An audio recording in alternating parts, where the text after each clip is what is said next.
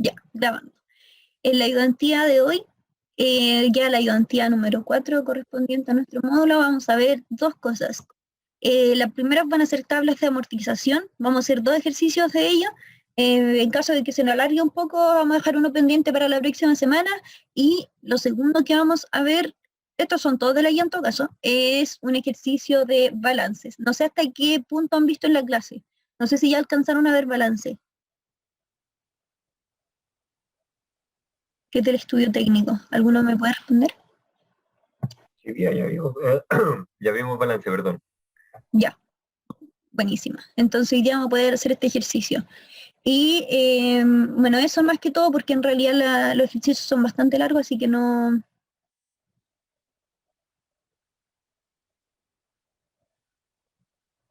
creo que nos dé mucho la hora. Voy a empezar con la 4.2. Ya, comenzamos. El primer ejercicio de la guía, el 17, dice: actualmente se encuentra en aprietos económicos, sin embargo, mientras ve a Moral Catalán, aparece un comercial de ABCDIN en el cual escuchas: pide tu avance de 500.000 pesos en 24 cuotas de 27.690 pesos. Y la pregunta es: determine la tasa de interés del avance, el monto total a cancelar por el avance, al cabo del primer año cuánto se debe por el avance, y transcurridos los 18 meses después de tomar un avance cuánto ha cancelado por concepto de interés. Y nos piden realizar la tabla de interés. Entonces lo vamos a hacer. Para la pregunta, bueno, esto es típico, siempre les va a aparecer, siempre va a salir en la tele, incluso en todos lados, como que les dicen: ya pidan 500 lucas de avance y pueden pagarlo en 24 gotas de tanto, o incluso pueden darle la tasa de interés. Bueno, cualquiera de las dos cosas ustedes también pueden sacarlo con todas las fórmulas que hemos visto. Para calcular la tasa de interés, que es la alternativa A, nos dicen, así que voy a empezar a sonar la cifra porque son las cosas. Podemos usar la fórmula tasa, en donde la tasa, ¿qué nos pide? Ah, pero primero escribamos los datos. Nos dicen que pedimos un avance de 500.000, puse muchos ceros, a 24 cuotas, que son 24 periodos, con una cuota de 27.690. Esos son los datos que nos dan. 500.000 en 24 cuotas de 27.690. Y la alternativa A nos pide la tasa de interés del avance. ¿Cómo lo calculamos? Con la tasa de interés. Recuerden que todos estos, el NPER, pago, valor actual, todo esto son fórmulas. O sea, si por ejemplo en caso de que ustedes les den otros datos y ustedes les pidan calcular, no sé, el número de periodos, también pueden, ustedes saben que el número de periodos es NPER, porque todos son fórmulas. Así que eso es más fácil de calcular. En este caso nos piden la tasa, así que calculemos la tasa. La tasa nos pide el número de periodos, punto y coma, los pagos que se realizan y el valor actual, que recuerden siempre que lo tenemos que poner en negativo porque lo llamamos el futuro. Y nos dice entonces que la tasa es del 2,4%. Entonces la persona, por esos 500.000 pesos, pagando 24 cuotas de 27.690, paga una tasa de interés del 2,4%. ¿Dudas? Sigamos. Ya, la B nos dice el monto total a cancelar por el avance. Acá tenemos dos fórmulas, de hecho yo se lo escribí ahí. Tenemos una fórmula que es como para que ustedes la puedan hacer a mano, la vimos en las primeras clases, que es esta típica que hay de 1 más la tasa de interés elevado al periodo menos 1, y en la tasa de interés por el valor actual. Eso les va a dar el valor futuro, porque en realidad lo que nosotros queremos saber es el valor total que nosotros pagamos a futuro. Así que esa es la fórmula que nos sirve. Vamos a hacer la de las dos fórmulas. Y la otra, que también nos sirve, es la que nos da, es la que nos facilita Excel, que sería valor futuro. Y en valor futuro necesitamos la tasa, que ya la calculamos antes, los números de periodos y el pago, en negativo. ¿Y qué nos da? Que al final del periodo nosotros pagamos 886.226 pesos. ¿Qué pasa si nosotros hubiéramos ocupado la fórmula?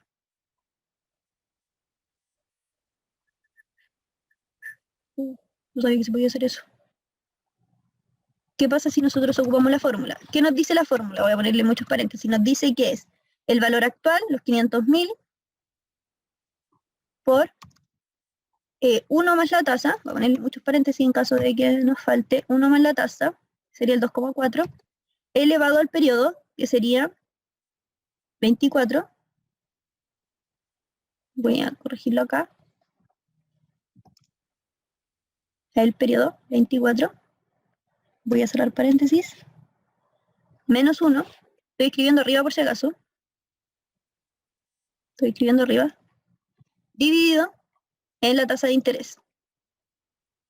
Realmente esto no lo voy a hacer de nuevo porque fueron muchos paréntesis. S por 1 más la tasa dividido elevado al periodo 24 menos 1 dividido en la tasa de interés. Claramente no me está funcionando la fórmula. Voy a poner este paréntesis. Calma, que me falta un paréntesis.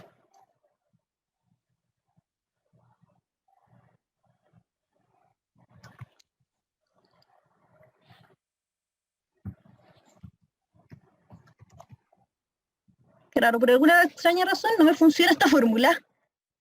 Déjenme solucionarlo.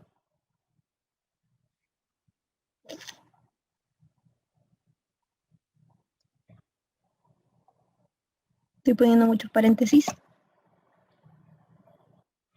Ahí sí, no sé qué onda le pasaba al Excel. Ahí está. Miren, la tasa, o sea, el valor actual. Ya, aquí está mi error, perdón, lo siento, lo voy a hacer de nuevo. Aquí está mi error. Utilicé el valor mal, utilicé el valor actual, y en el valor actual en realidad lo que iba era la anualidad. Así que me disculpan, me equivoqué.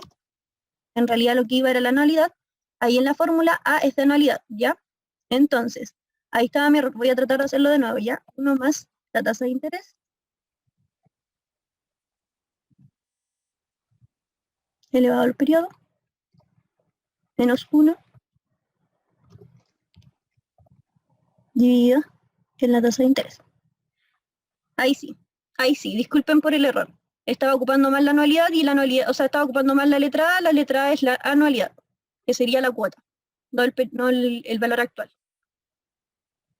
¿Dudas ahí? Pía, disculpa, no alcancé a ver cuál fue la fórmula que usaste en cuota. ¿Cuota? ¿Sí? ¿Esta? No, esta te la daban. Ah, esa la venía dada. No, pues sí te la daban. Ya. Bueno, igual la podéis calcular en todo caso. La fórmula para calcular cuota es pago. Lo vimos en una ayudantía anterior. Por ejemplo, si nosotros tenemos la tasa, que sería la del 2,4, el número de periodos y tenemos el valor actual, con signo negativo, recuérdenlo. Igual nos va a dar la cuota, 27.690. Ya, pero ¿y si tuviera que hacerla a mano? Si quieren les doy la fórmula para que la hagan a mano. Bueno, en realidad si quieren calcular la fórmula de pago a mano sería solamente el valor futuro dividido en eso que está ahí, que sería despejarlo solamente. Las fórmulas son todas las mismas, solamente que tienen que despejarlo. En caso de que ustedes les piden calcular la cuota, tendrían que ser el valor futuro dividido en, en todo esto. Siempre las fórmulas son las mismas. Y les tienen que dar más de un dato, porque si no les dan más de un dato, ¿cómo lo van a calcular? En este caso, por ejemplo, nos daban el préstamo, la cuota y los números de periodo. Y con eso ustedes podían calcular el interés. Y aún así, una vez calculado el interés, igual pueden calcular cualquiera de estos para comprobar que esté bien. Porque tenemos todas las fórmulas para hacerlo. ¿Dudas? Recuerden siempre, A es de anualidad. No cometan el mismo error que yo.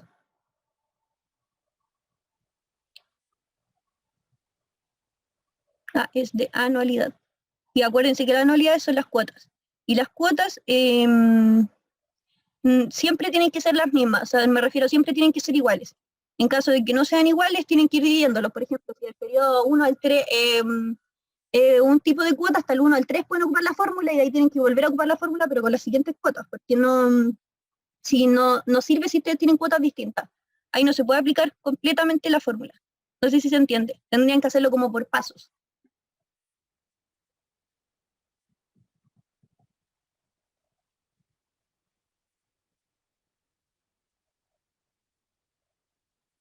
Ya, sigamos con la C. Dice, al cabo del primer año, ¿cuánto se debe por el avance? Al cabo del primer año, ¿cuánto se debe por el avance? Lo sacamos. Con la misma fórmula que estamos utilizando siempre. ¿Por qué? Porque yo quiero saber al cabo de un año, es decir, en tiempo futuro, cuánto es lo que yo estoy pagando por el avance hasta ese entonces. Entonces me sirve ocupar la fórmula valor futuro. ¿Cómo ocupo la fórmula valor futuro? abajo los mismos datos que ya tenemos. Tenemos la tasa, tenemos el número de periodos, que ahora es 12, pero menos 1. Voy a ponerle al tiro 11. ¿Por qué? Porque al cabo de un año solamente han pasado 11 periodos. Eso lo vamos a ver al final, porque la mayoría, todos creo, todos tuvieron en malo en la prueba eso, en el control. Que en el ejercicio 4 consideraron 7 periodos. No sé si se acuerdan. Pero si ustedes depositaban al final, recuerden que yo les dije en la ayudantía, si ustedes depositaban al final, cuenten la cantidad de periodos. Son 6, no son 7. Si yo deposito al final del primer periodo y lo saco al final del séptimo, lo que yo deposité en el primer periodo va a generar interés en el segundo. Ahí va 1. Lo que yo deposité en el segundo, en el tercero, van 2. Lo que deposité en el tercero, en el cuarto, quinto, sexto y séptimo. Son 6 periodos, no son 7. Que todos tuvieron malo en el control eso. Entonces igual tienen que tener cuidado con los periodos que utilizan. En este caso es lo mismo. Por ejemplo, si yo deposité ahora, yo quiero saber en 12 meses más, pero han pasado 11 periodos, porque yo recién deposité hoy día. Lo que yo deposité hoy día, por ejemplo, no es lo que me generó del mes que antes, porque yo no tenía el dinero antes. Lo recién lo deposito ahora.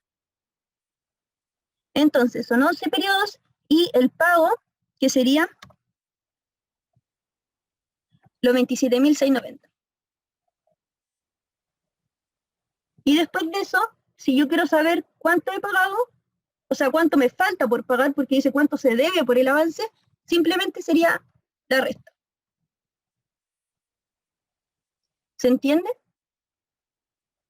¿Dudas hasta ahí?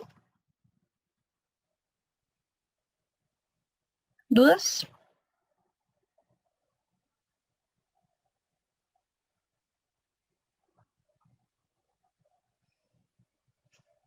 Ya, vamos a seguir con la D, que es la última que nos falta de este ejercicio. Dice, transcurrió los 18 primeros meses después de tomar el avance, ¿cuánto ha cancelado por concepto de interés?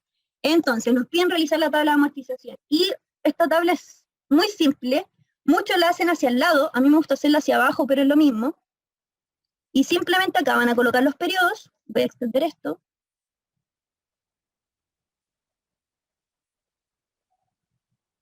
Recuerden que lo sacamos a 24 periodos, así que solamente vamos a ponerlo hasta 24. La deuda, inicialmente, que eran los 500.000, la cuota, que va a ser siempre la misma, por los 24 periodos yo voy a tener la misma cuota. Así que lo voy a fijar. Lo fijo con el signo peso. La voy a tirar hacia abajo. Siempre la deuda va a ser la misma. Y la tasa de interés, que va a ser la deuda por la tasa de interés. Fijen la tasa de interés.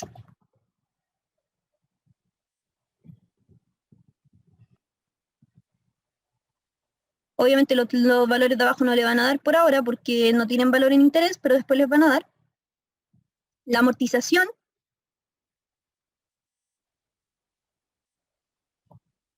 que va a ser la cuota menos el interés.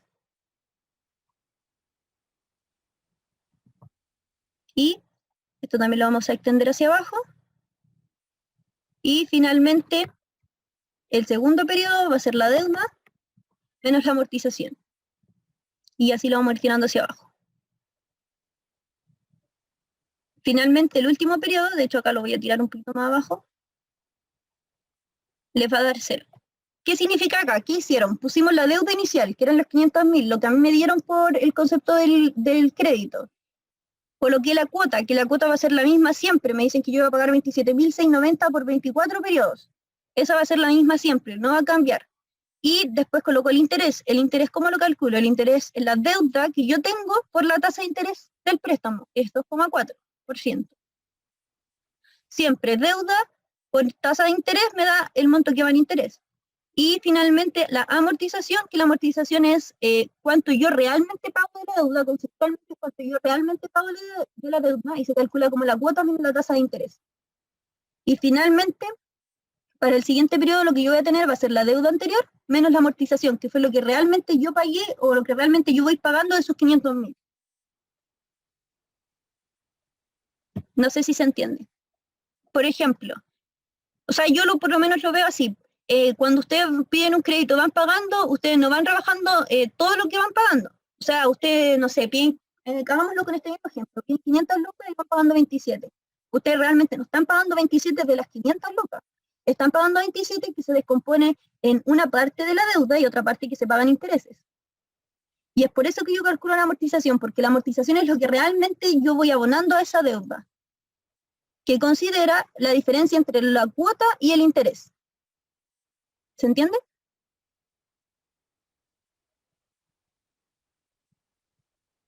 Si ustedes llegan al último periodo, el último periodo ya no les debería quedar deuda, se podría decir. ¿Por qué? Porque la deuda que yo tengo en el último periodo es 27.037 y lo que yo pagué realmente de eso fueron 27.037. Entonces, para el siguiente periodo, mi crédito ya está saldado.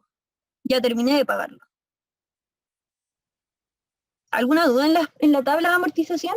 Lo que les decía es que muchos lo hacen hacia el lado, simplemente lo mismo pero hacia el lado. ¿Por qué? Porque así le hace más fácil después ponerlo en el flujo de caja. Porque como el flujo de caja va en los periodos en paralelo, o sea, hacia el lado, como en columnas, cuando tengan que ponerlo por concepto de crédito, cuando piden un crédito, tengan que ponerlo en el flujo de caja, les va a ser más fácil visualizarlo hacia el lado. Pero es lo mismo. Solamente esto, pero extendido hacia el lado. ¿Dudas?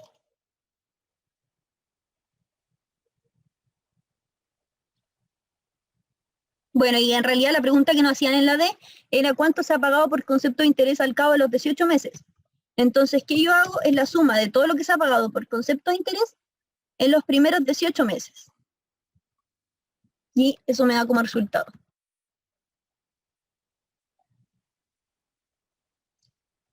¿Dudas en este ejercicio?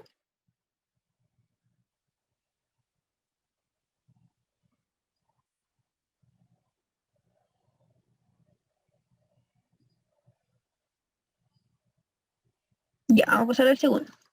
En el segundo, nos dicen que para un préstamo de 33 millones a 25 años, con una tasa de interés real del 6% al año, calcule el valor de la cuota anual, los intereses y la amortización de cada año, y el valor total de intereses pagados. Ya, este es más fácil porque este es simplemente aplicar lo que ya hemos dicho. Tenemos un préstamo de 33 millones a 25 años con una tasa de interés del 6%. ¿Ya? Nos piden calcular la cuota, eso es lo primero que nos piden, calcular la cuota anual, así que no tenemos que hacer nada con el interés, seguimos trabajando con el 6%.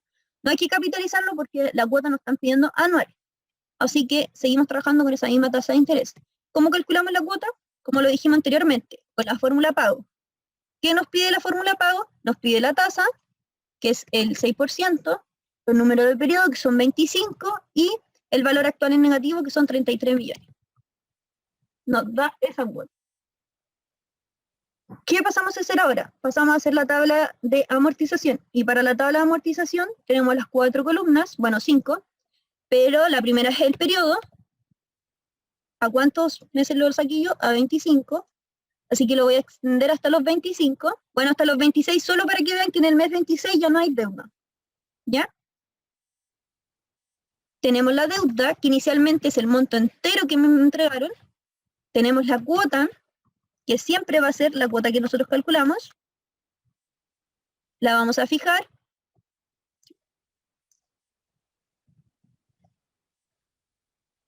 La vamos a extender. Recuerden que la cuota es siempre la misma. Hasta el final del periodo de que yo termine de pagar el crédito, voy a pagar la misma deuda, o sea, la misma cuota. El interés, que lo voy a calcular como la deuda por la tasa de interés. La tasa de interés la tengo que fijar porque para que no se me mueva la celda. Uy, por algo. Ahí. Lo voy a extender. Claramente los valores de abajo no van a tirar nada porque aún no tengo rellenado este campo. Y la amortización finalmente va a ser la cuota menos la tasa de interés. La cuota menos la tasa de interés.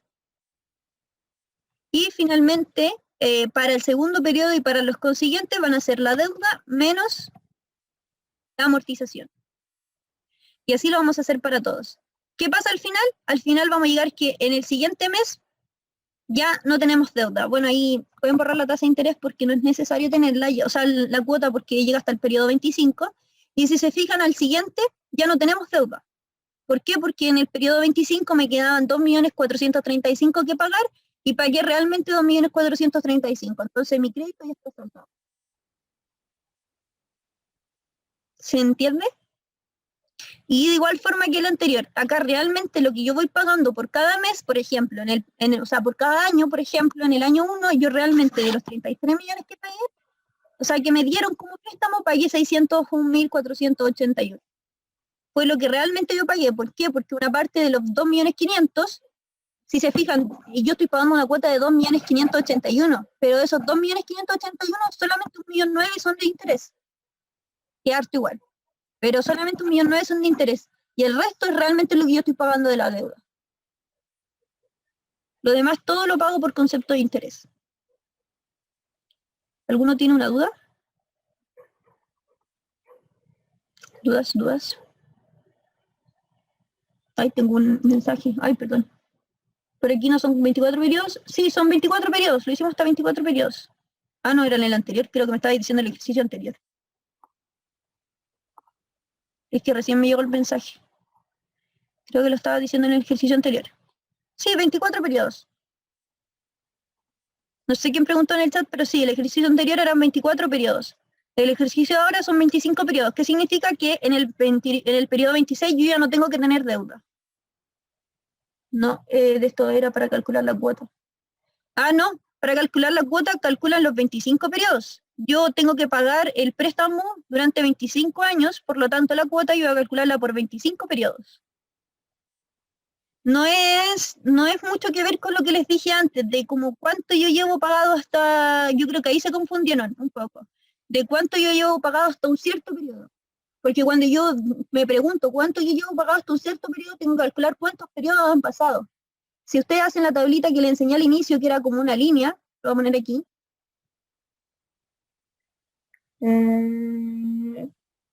Acá. Dar de ingeniero en la para traductor de derecho.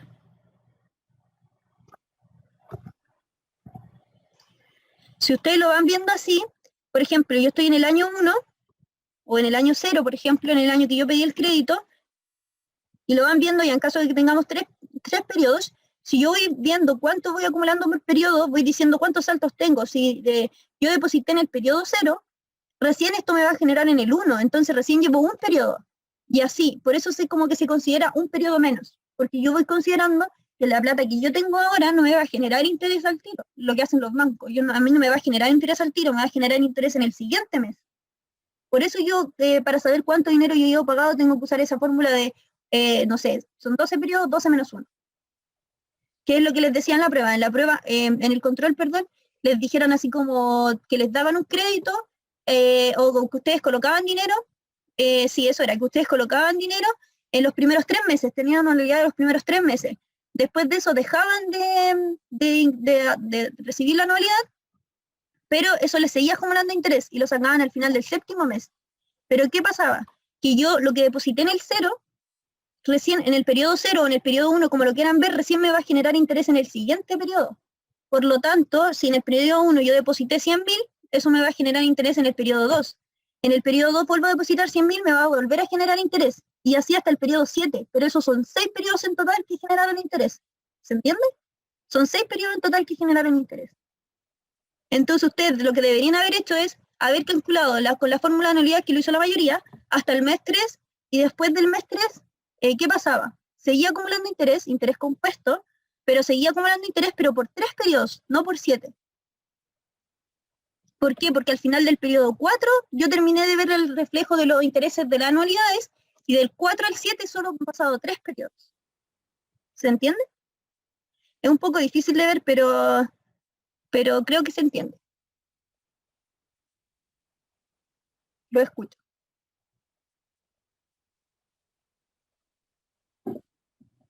Los escucho.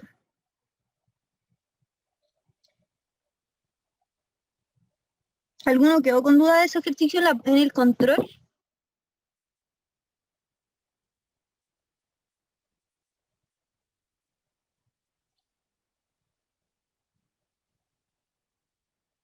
Lamentablemente por ese error en el control se bajaba la mitad del puntaje del ejercicio 4.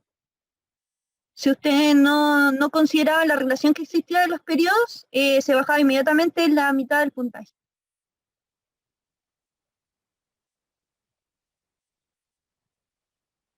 ¿Dudas? Estoy que están callados hoy día. Ya. Pasamos a la siguiente parte.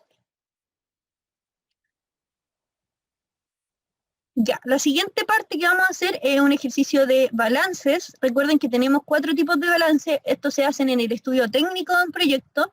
Tenemos el balance de equipos, el balance de obras físicas, el balance de personal y el balance de insumos. Y para esto, lo que vamos a hacer es rellenar las tablitas. ¿Para qué nos sirven estas tablitas? Para, por ejemplo, determinar la depreciación por cada equipo. En el caso del balance de equipos, la depreciación. Tengo tiempo límite de la reunión. Y así llega a terminar, nos volvemos a conectar al mismo link. ¿Ya?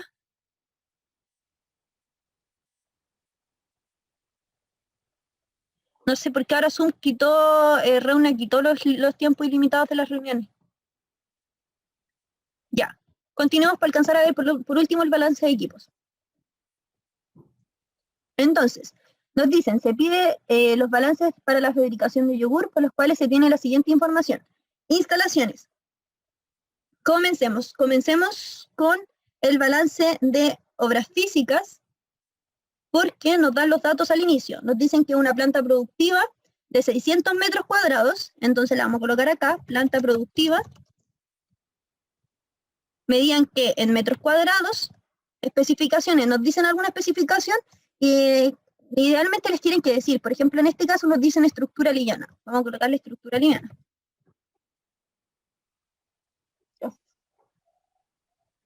Nos dicen estructura liviana. ¿Nos dicen el tamaño? Sí, nos dicen el tamaño. Voy a correr esto un poco más acá para que no tengamos que movernos acá rato. ¿Nos dicen el tamaño? Sí, nos dicen que el tamaño es de 600 metros cuadrados. Después llenamos el costo y el costo total. ¿Qué más tenemos? Después nos dicen oficinas. También medido en metros cuadrados. ¿De qué? De albañería. Esto, si se fijan, estos balances son súper rápidos de llenar. Albañería. ¿De cuánto? De 100 metros cuadrados. ¿Qué es lo siguiente? Tenemos casetas de guardias.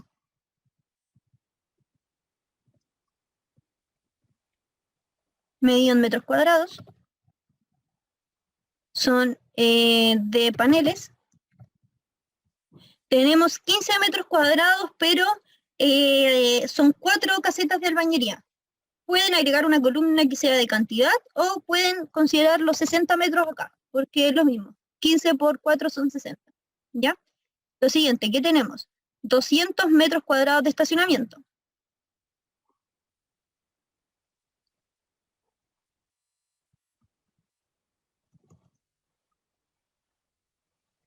Y caminos. Bueno, estacionamientos y caminos. Estos son también medidos en metros cuadrados. Si nos dicen pavimentados, de esto tenemos 200. Y finalmente nos dicen áreas verdes. También medido en metros cuadrados. ¿Qué nos dicen de esto? No nos dicen nada, no vamos a colocar nada por ahora. Podríamos colocar, no sé, pavimentados, como los sectores de áreas verdes pavimentados. Y vamos a colocar acá 200 metros cuadrados. Esa es toda la información que nos dice de las instalaciones. ¿Qué hacemos ahora? Necesitamos colocar el costo unitario. Idealmente, bueno, en estos ejercicios se los dan. Les dan el valor del metro cuadrado. En caso de que no lo tengan, tienes que buscar ese valor en internet. Tienen que buscar ese valor en algunas normativas, en el servicio de impuesto interno, en varios portales de internet aparece. En caso de que no se los den, en este caso sí se los dan, entonces los vamos a colocar. Lo primero es la planta, dice que vale 36 metros cuadrados, o sea, 36.000 pesos el metro cuadrado. Los siguientes son las oficinas, sí.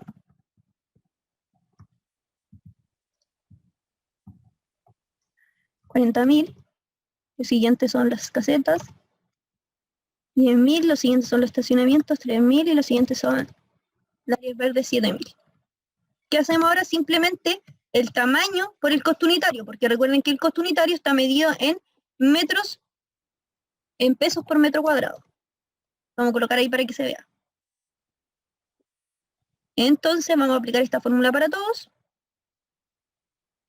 Y el resultado final, entonces, es la suma de todas las instalaciones.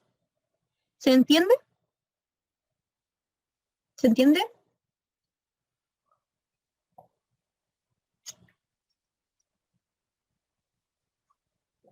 Ya, ¿cuánto tiempo nos queda? 5 minutos, nada más para alcanzar a hacer otro.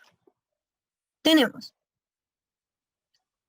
el siguiente, ¿qué nos dicen? Equipos, tenemos una caldera, una mezcladora y una envasadora. Entonces pasemos a hacer el balance de equipos. Caldera, mezcladora, envasadora. Ah, y seguramente después también nos dicen un software. Claro, otras inversiones, un software. El software también es considerado un activo de la empresa, por lo tanto va considerado como un equipo. ¿Ya? ¿Qué nos piden en el balance de equipo? Nos pide la cantidad, por lo cual debemos tener información de esto. Acá tenemos información de esto. La vamos a colocar por aquí, para que se vea. De cada uno tenemos uno, al menos que diga lo contrario. ¿Dice lo contrario? No lo dice. Dice una caldera, una mezcladora y una envasadora. Entonces, solo nos queda llenar el resto de la información que nos falta. El valor de adquisición de la caldera, que son 40 millones. El de la mezcladora, que son 18 millones. El de la envasadora, 24. Ahí puse mucho. Y el del software, que son 6 millones. El valor total, por lo tanto, sería la multiplicación de ambos. Puede ser un paso redundante, sí, pero en caso de que la cantidad sea distinta, obviamente eso les va a servir. Y tenemos lo siguiente es la vida útil real. ¿Nos dicen algo de la vida útil real de los equipos? En ninguna parte nos dice nada de la vida útil real de los equipos. ¿Qué se hace en ese caso? Ustedes tienen que ir al servicio de impuestos, hay una página que es súper conocida, en donde le aparece toda la vida útil de los equipos. Toda la vida útil de todos los equipos. Y para eso sería solamente rellenar estas celdas. ¿Cuál es la vida útil real y cuál es la vida útil depreciable? La vida útil depreciable es la que por fabricación dura nuestro equipo, que en este caso, por ejemplo, en la caldera, si yo tengo 10 años de vida útil depreciable, significa que a 10 años yo voy a dividir el valor de adquisición que tengo, y a 10 años yo tengo que terminar de depreciar ese equipo. A 10 años ya mi equipo va a tener valor cero. Si yo lo quiero vender, idealmente, porque obviamente todo igual lo venden a un precio, si yo lo quiero vender, depreciablemente ya está depreciado ese activo. Así que no tendría ningún valor. Claramente nadie eso hace en la vida real, pero esa es por concepto la definición de valor útil depreciable. Si mi equipo, por ejemplo, en el caso 1, mi equipo se deprecia 20 años y su vida útil real es de 10, significa que yo como empresa compro una caldera que se va a terminar de depreciar, que va a terminar su valor contable a los 20 años, pero yo lo voy a utilizar solo hasta los 10. Y a los 10 yo lo voy a vender.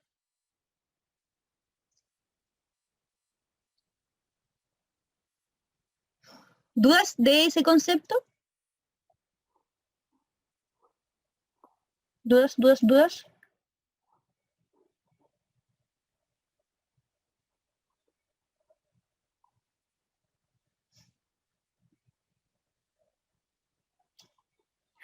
Para la prueba, estos valores quizás se los den, porque obviamente es mucho más rápido que andar buscándolo en el servicio de impuestos internos. Pero en el caso de que tengan que hacer algún trabajo, tengan que hacer la evaluación técnica de algún proyecto, siempre los equipos deben buscar su valor, su vida útil depreciable.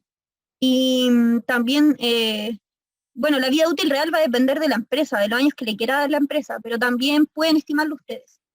Generalmente para la prueba se los van a dar, ¿ya? Para el siguiente, en caso de que tengamos, por ejemplo, 20 años de vida útil real y 15 años, voy a poner todos los casos. 15 años de depreciación significa que yo a los 15 años voy a depreciar mi equipo, va a terminar de perder valor mi equipo en 15 años, pero yo a los 20 lo voy a vender. ¿Qué significa? Que esos 5 años restantes yo lo voy a seguir ocupando, aunque no tenga valor depreciable. Yo lo voy a seguir ocupando, aunque por órdenes del fabricante me diga que a los 15 años yo ya lo tengo que deshacer. No importa, igual lo voy a seguir ocupando hasta los 20 años. ¿Ya? Creo que queda menos de un minuto de reunión, pero nos vamos a volver a conectar. Ya. Continuemos. Entonces, voy a seguir dándole años, aunque esta información, repito, para la prueba les tienen que dar.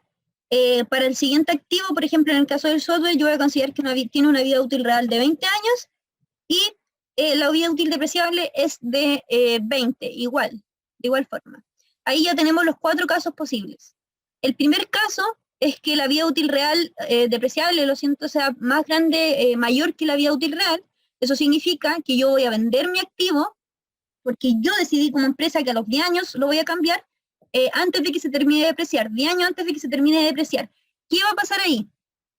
Que después va a existir un concepto que se llama valor libro, no sé si lo alcanzaron a ver, en donde el valor libro van a ser todos aquellos activos que los vendí antes de que se terminaran de depreciar, por lo tanto les va a quedar a depreciación acumulada. Y esa depreciación acumulada se transforma en valor libro. Solo para los activos que no se alcanzaron a depreciar en su vida útil.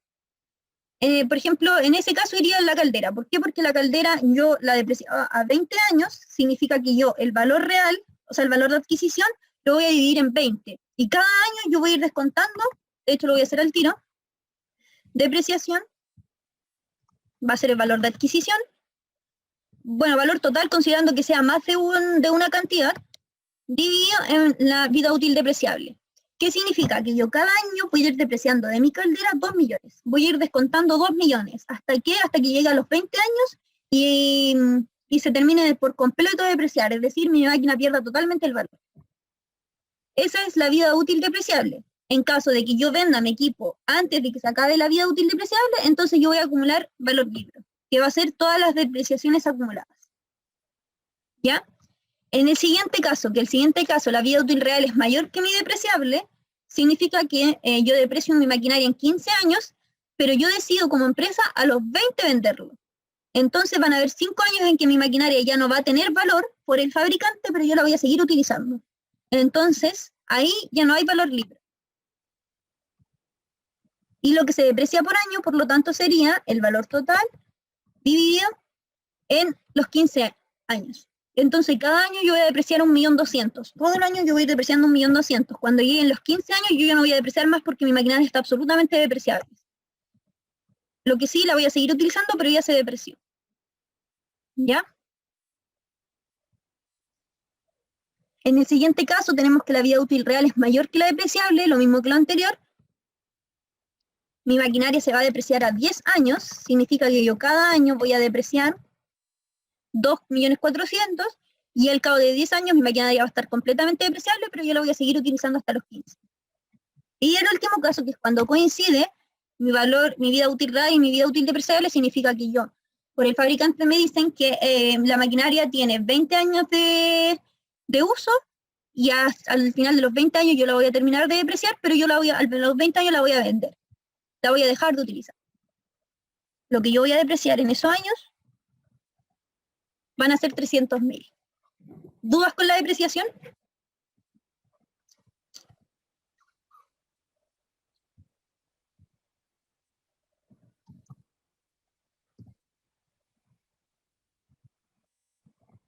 No, Pía, dale nomás. Ya, sigamos. Y el valor de liquidación, como también ya se sacó por deducción, cuando termina la vida útil real, yo decido vender ese equipo, por lo tanto mi valor de liquidación va a ser el valor total que inicialmente tenía la maquinaria por un valor de liquidación, se dice. Que obviamente yo no puedo considerar que voy a vender la maquinaria al mismo precio que la compré. La voy a vender a un porcentaje menos. Vamos a suponer que acá el valor de liquidación es del 35%. Entonces, cuando termine la vida útil real de la maquinaria, de los 40 millones que me había costado inicialmente, yo la voy a vender a 14 millones. ¿Ya? Esto mismo para todas. En el siguiente caso, de igual forma, yo la compré a 18 millones, pero la voy a vender a 6.300.000 porque la voy a vender a su valor de liquidación. Y así. ¿Ya? Bueno, los ingresos totales eran en caso de que hayan utilizado la columna valor de adquisición, que en este caso sería ese valor por la cantidad, en caso de que hayan utilizado la columna de valor de adquisición. ¿Por qué? Porque de igual forma como lo hicimos acá, estamos separando cantidad con valor de adquisición y valor total.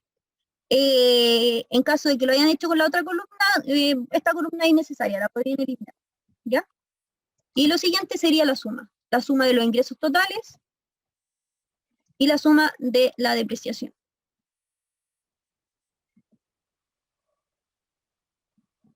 ¿De qué les va a servir esto? De mucho. Cuando tengamos que hacer los calendarios, cuando tengamos que hacer el calendario de depreciación, vamos a ver que cada año, bueno, eso va a depender de la maquinaria igual, vamos a depreciar, por ejemplo, para el caso de la caldera 2 millones, para el caso de la mezcladora 6.300.000, la envasadora 8.400.000 y así. Vamos a ir depreciándola en el estado de resultados, o sea, en el flujo de caja, perdón. Sigamos. Ya nos quedan 2. Estos son los más fáciles. ¿Qué tenemos? Balance de personal. Simplemente vamos a ir colocando los cargos que nos dicen. Nos dicen personal. Tenemos un gerente general, vamos a bajar esto para que lo veamos.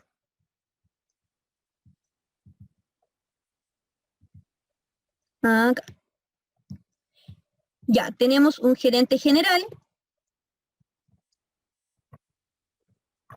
Tenemos un gerente de operaciones. Tenemos un gerente comercial.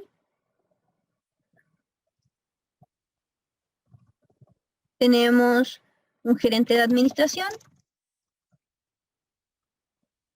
Tenemos jefes de áreas. Tenemos funcionario administrativo. Tenemos operarios especializados. Y operarios no especializados.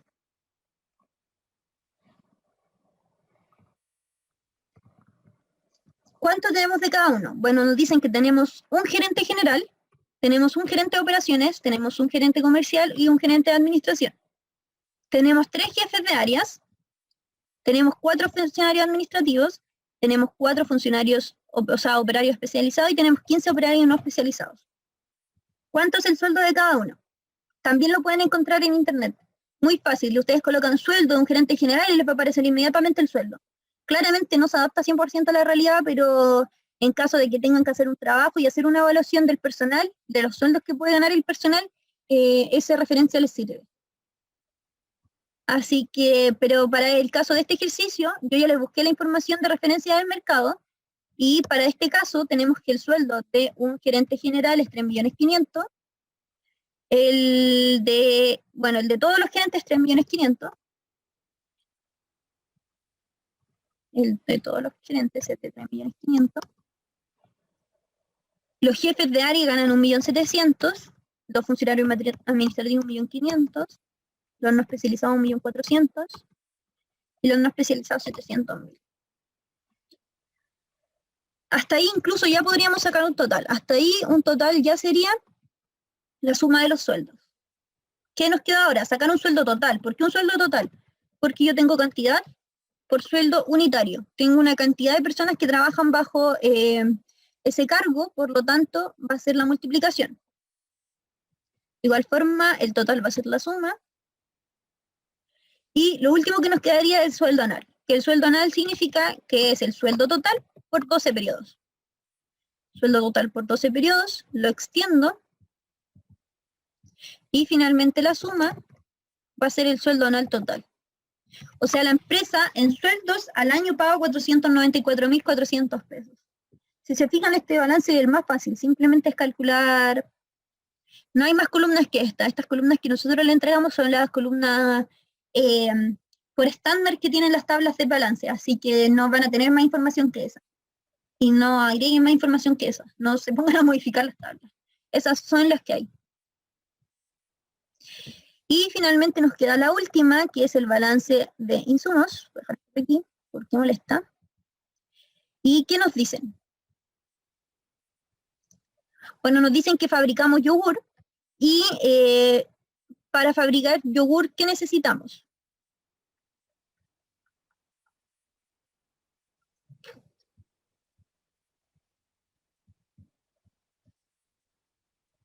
Para fabricar yogur necesitamos. Déjenme bajar. Acá está la información nutricional. Claramente dice mermelada, pero era yogur de mermelada. Para fabricar yogur necesitamos 0,4 de azúcar, 0,4 kilogramos de azúcar, entonces vamos a colocar azúcar primero, azúcar, la unidad que nos dicen en kilogramos, vamos a correr esta tablita para que nos quede más fácil, la unidad que nos dicen en kilogramos, siempre vayan colocando las unidades, porque si no, no se va a entender en qué estamos trabajando. La cantidad que es 0,4, y bueno, después vamos a ver los costos. Primero vamos a rellenar esta información. ¿Qué más tenemos? Ácido cítrico.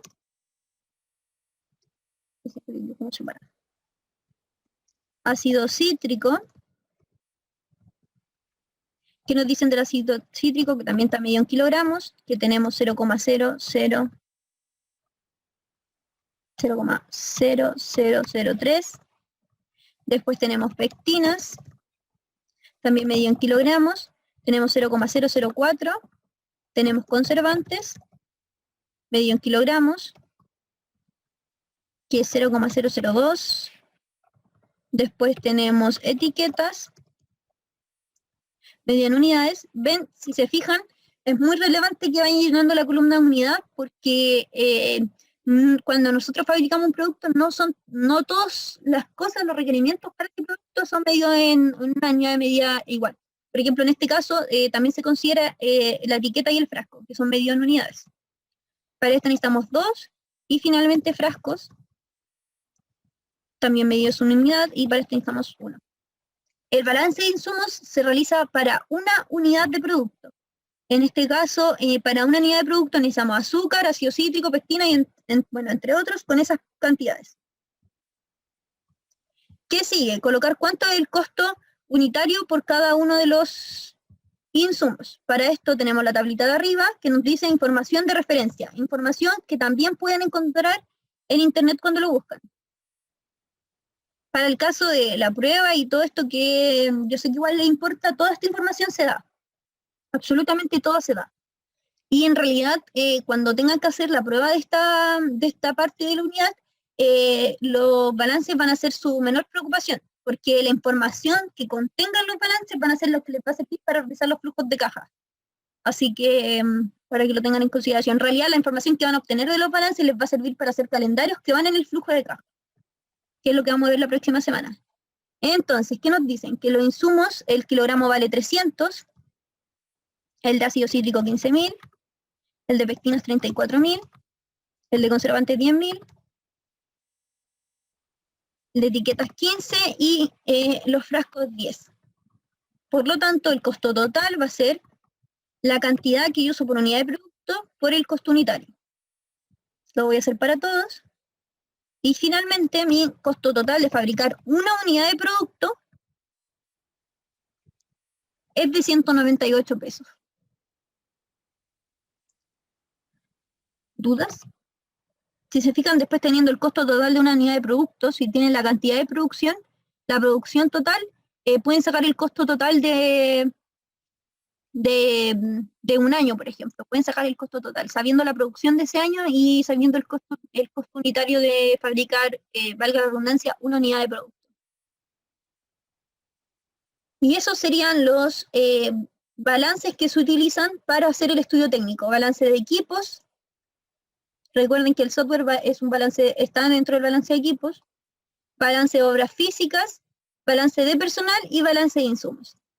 La próxima semana vamos a ver calendarios y toda la información contenida dentro de un balance se va a reflejar en un calendario. Y como su nombre lo dice, el calendario tiene todas estas, se podría decir, todas estas descripciones, todos estos equipos, obras físicas, entre otros, pero considerándonos en un periodo de tiempo, por ejemplo, 10 años.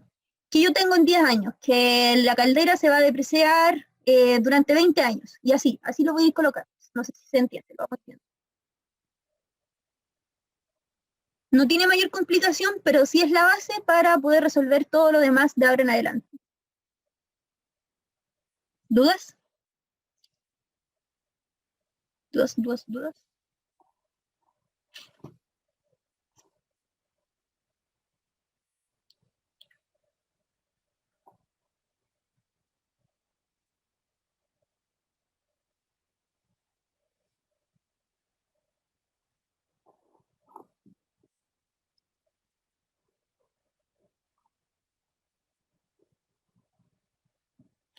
Bueno, si no tienen dudas, igual me pueden preguntar por correo. Dejaríamos la ayudantía hasta acá. Y discúlpenme nuevamente por el error que cometí al inicio. Recuerden siempre que la A es de anualidad. ¿Ya?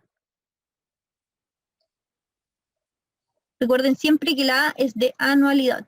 Y las anualidades son las cuotas que se pagan por un periodo de tiempo en donde la cantidad del monto que se paga siempre es el mismo. ¿Dudas? ¿Dudas? Entonces, eso sería, chiquillos, lo dejamos hasta acá. Déjenme cortar la grabación. Ay, tengo un mensaje. Gracias, buen fin de semana. Igual, buen fin de semana para ustedes, chiquillos. Aprovechen, no sé cuándo tienen la prueba, aprovechen el fin de semana, descansen. Estamos todos cansados.